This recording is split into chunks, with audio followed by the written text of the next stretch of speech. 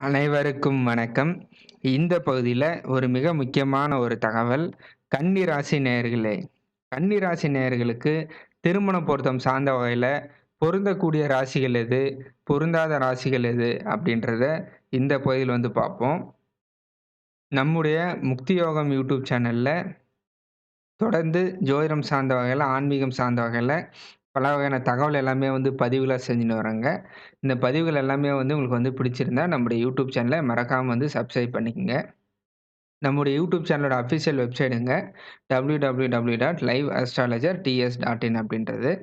யாருக்குன்னா ஜாதக பலன் பார்க்கணும், பிரசன்ன ரீதியான பலன்கள் பார்க்கணும், திருமண பொருத்தம் பார்க்கணும் யாருன்னா விருப்பப்பட்டாலும், நம்முடைய வெப்சைட்ல போய் இதுக்கான பலன்கள் எல்லாமே தெரிஞ்சுக்கலாம். கட்டாயம் நம்முடைய வெப்சைட் விசிட் பண்ணி பாருங்க. நம்முடைய வெப்சைட்டுக்கான நேம், லிங்க் எல்லாமே கீழ டிஸ்கிரிப்ஷன்ல கிடைச்சிரும். இப்ப இந்த பகுதியில கன்னி ராசி நேயர்களுக்கு திருமண பொருத்தம் சார்ந்த வகையில, அவங்களுடைய ராசிக்கு பொருந்தக்கூடிய ராசிகள் எது?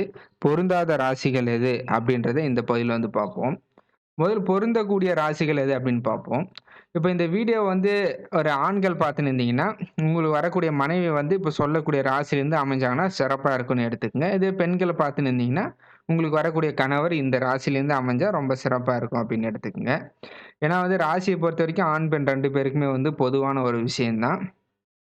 முதல்ல நம்ம திரிகோண ராசிகள் அப்படின்னு சொல்லுவோம். திரிகோண ராசிகள் அப்படின்னா என்னன்னு கேட்டோம்னா, 1, 5, 9 ராசிகள். இந்த 1, 5, 9 ராசிகள் உங்களுக்கு இயல்பாகவே இந்த சமுதாயத்தில உங்களுடைய ராசியிலேருந்து 1வது ராசி, 5வது ராசி, 9வது ராசி நபர்கள் மீது உங்களுக்கு இயல்பாகவே ஈர்ப்பு தன்மை அப்படின்றது அதிக அளவுல இருக்கும். அப்ப உங்களுடைய கன்னி ராசிக்கு 1வது ராசின்னே சொல்லக்கூடியது கன்னி ராசி. உங்களோட வாழ்க்கை துணைவர் கன்னி ராசியிலே அமைஞ்சாலும் சிறப்பு. அதுக்கு அடுத்து 5வது ராசின்னு சொல்லக்கூடிய மகர ராசியில உங்களோட வாழ்க்கை துணைவர் அமைஞ்சாங்கன்னா சிறப்பான ஒரு விஷயம். அதுக்கு அடுத்து 9வது ராசி. உங்களுடைய ராசிக்கு 9வது ராசின்னு சொல்லக்கூடிய ரிஷப ராசியில உங்களுடைய வாழ்க்கை துணைவர் அமைஞ்சாங்கனாலும் சிறப்பு. முதல் 1, 5, 9 ராசி அப்படின்றது ஃபர்ஸ்ட் கேட்டகரி ரொம்ப சிறப்பா இருக்கும். அதுக்கு அடுத்து 2வது கேட்டகரி என்னன்னு பார்த்தோம்னா 3, 7, 11. 3, 7, 11 அப்படின்றது உங்களுடைய கன்னி ராசிக்கு 3வது ராசியா இருக்கக்கூடியது விருச்சிக ராசி. அதுக்கு அடுத்து 7வது ராசியா இருக்கக்கூடியது மீன ராசி. அதுக்கு அடுத்து 11வது ராசியா இருக்கக்கூடியது கடக ராசி. இந்த 3 ராசியிலயுமே வாழ்க்கை துணை அமைஞ்சாங்கன்னா ரொம்ப சிறப்பா இருக்கும். ஆக மொத்தம் இந்த 6 ராசியிலிருந்து உங்களுடைய வாழ்க்கை துணைவர் அமைஞ்சாங்கன்னா, வாழ்க்கை அப்படின்றது ரொம்ப சிறப்பா இருக்கும். சண்டை சச்சரவு பெரும்பான்மையா எதுவுமே வராது அப்படின்னு எடுத்துக்கலாம். ஏன் அப்படின்னு கேட்டோம்னா, ராசி அப்படின்றது சந்திர பகவான குறிக்கக்கூடியதுங்க. சந்திர பகவான் அப்படின்றது ஒவ்வொருத்தருடைய எண்ண ஓட்டங்கள் மனோகாரகன் இந்த சந்திர பகவான். அப்ப லைஃப் டைம்க்கு நம்ம கூட டிராவல் பண்ற நம்முடைய வாழ்க்கை துணைவருக்கும், நமக்கும் எண்ண ஓட்டங்கள் சிறப்பா இருக்குது. 2 பேருடைய எண்ண ஓட்டங்களும் அண்டர்ஸ்டாண்டிங்கா ஒரே மாரி இருக்குதுன்னா, பெரும்பான்மையா அங்க பிரச்சனையே வராது. அதனால எப்பயுமே இந்த ராசி பொருத்தம் அப்படின்றது ரொம்ப ஒரு சிறப்பான ஒரு விஷயமா இருக்கும். இப்போ சொன்ன விஷயம்லாம் பொருந்தக்கூடிய அமைப்பு. இப்போ பொருந்தாத ராசிகள் அப்படின்னு ஒண்ணு இருக்குது. பொருந்தாத ராசிகள் அப்படின்னா என்னன்னு கேட்டோம்னா, 6, 8, 12 ராசிகள் பொருந்தாத ராசிகள் அப்படின்னு எடுத்துக்கலாம். அப்ப 6, 8, 12 ராசிகள் அப்படின்னா, உங்களுடைய கன்னி ராசிக்கு 6வது ராசியா இருக்கக்கூடியது கும்ப ராசி. இந்த ராசி உங்களுக்கு பொருத்தம் இல்லாத ராசி.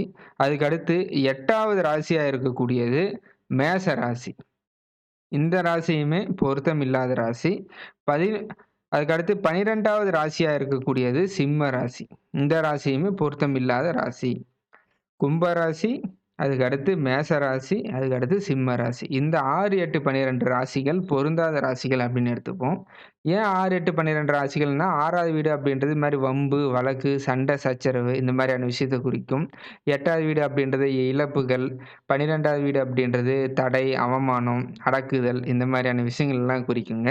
எனவே கணவன் மனைவிக்குள்ள 6, 8, 12 ராசிகள் இருக்கிறது அப்படின்றது மன வாழ்க்கைக்கு மிகவும் பாதிப்பை ஏற்படுத்தக்கூடிய ராசிகள். நெறைய பேர் 6, 8, 12 ராசியில திருமணம் செஞ்சிருக்காங்க. அவங்க மன வாழ்க்கையில பிரச்சனை, கணவன் மனைவிக்குள்ள ஒரு அண்டர்ஸ்டாண்டிங் இல்லாம எப்பயுமே சண்டை போட்டுன்னு இருக்கிறது. நெறைய பேர் டைவர்ஸ் ஆகுறது. நெறைய பேர் வேற கல்யாணம் பண்ணிக்கிறது. அந்த மாதிரியான விஷயம்லாம் இருக்கும். எனவே எப்பயுமே ஒருபோதும் நம்ம 6, 8, 12 ராசிகள தவிர்த்துக்கிறது ஒரு சிறப்பான ஒரு விஷயமா இருக்கும். 1, 5, 9 ராசி பெஸ்ட்டு. 3, 7, 11 ராசி பெஸ்ட்டு. அதுக்கடுத்து 6, 8, 12 ராசி நம்ம தவிர்த்துக்க வேண்டிய ராசி. இதையும் தாண்டி 4, 10 ராசி இருக்குதுங்க. 4, 10 ராசிகள்னா என்னன்னு கேட்டோம்னா, இப்ப கன்னி ராசிக்கு 4வது ராசியா இருக்கக்கூடியது, 4வது ராசின்ற அமைப்புல இருக்கக்கூடியது தனுசு ராசி. இந்த ராசியுமே வந்து உங்களுக்கு வந்து இது எப்படின்னு கேட்டீங்கன்னா, 4, 10ன்ற ராசி ஆவரேஜான பலன்கள தரக்கூடியது. ரொம்ப சிறப்புன்னு சொல்ல முடியாது. அதுக்குன்னு ரொம்ப மோசம்னு சொல்ல முடியாது. ஒரு 100க்கு ஒரு 60 மார்க் குடுக்கலாம். ஆவரேஜா இருக்கும். அப்ப உங்களுக்கு உங்களுடைய கன்னி ராசிக்கு தனுசு ராசி ஒரு ஆவரேஜான ராசி 4வது ராசி. அதுக்கு அடுத்து 10வது ராசி அப்படின்னு சொல்லக்கூடிய மிதுன ராசியுமே ஓரளவுக்கு ஆவரேஜான ராசி. இது வந்து நீங்க வந்து செகண்ட் கேட்டகரில எடுத்துக்கலாம். முதல்ல வந்து 1, 5, 9, 3, 7, 11 இதுல அமையல. இந்த 6 ராசியில வாழ்க்கை துணைவர் அமையல அப்டின்னா, அதுக்கு அடுத்து செகண்ட் கேட்டகரி இந்த 4, 10லயாச்சும் அமையறாங்களான்னு பாருங்க. ஆனா ஒருபோதும் 6, 8, 12 ராசியில வாழ்க்கை துணைவர் இல்லாம இருக்கிறது ஒரு சிறப்பான ஒரு விஷயமா இருக்கும். இந்த ராசி பொருத்தம் மட்டும் போதுமா அப்படின்னு பார்த்தா, இதுதாங்க முதல் விஷயம். இதையும் தாண்டி லக்கண பொருத்தம்ன்ற ஒரு விஷயம் இருக்குதுங்க. அதையும் பார்க்கணும். அதுக்கு அடுத்து வந்து 2 பேருடைய தசாநாதன், இப்ப கரண்ட் டைம்ல தசாநாதன் என்ன குறி காட்டுறாரு? அதையும் பார்க்கணும். அதையும் தாண்டி 2 பேருடைய வாழ்க்கையில இல்லற வாழ்க்கை, தாம்பத்தியம்ன்னு சொல்லக்கூடிய செவ்வாய், சுக்கிரனுடைய கொடுப்பனை எப்படி இருக்குது? குழந்தை பிறப்புக்கு காரணமான குருவுடைய கொடுப்பனை எப்படி இருக்குது? 2 பேரோட ஜாதத்துல ராகு, கேது தோஷம் இருக்குதா? செவ்வாய் தோஷம் இருக்குதா? அந்த மாரி முழுமையான வகையில ஆராய்ச்சி செஞ்சு திருமணம் பண்றது ஒரு சிறப்பான ஒரு அணுகுமுறையா இருக்கும். நம்முடைய வெப்சைட்லயும் திருமண பொருத்தத்துக்கான அமைப்பு இருக்குதுங்க. விருப்பம் இருக்கிறவங்க கட்டாயம் வந்து பதிவு செஞ்சு பார்த்துக்கலாம். நன்றி, வணக்கம்.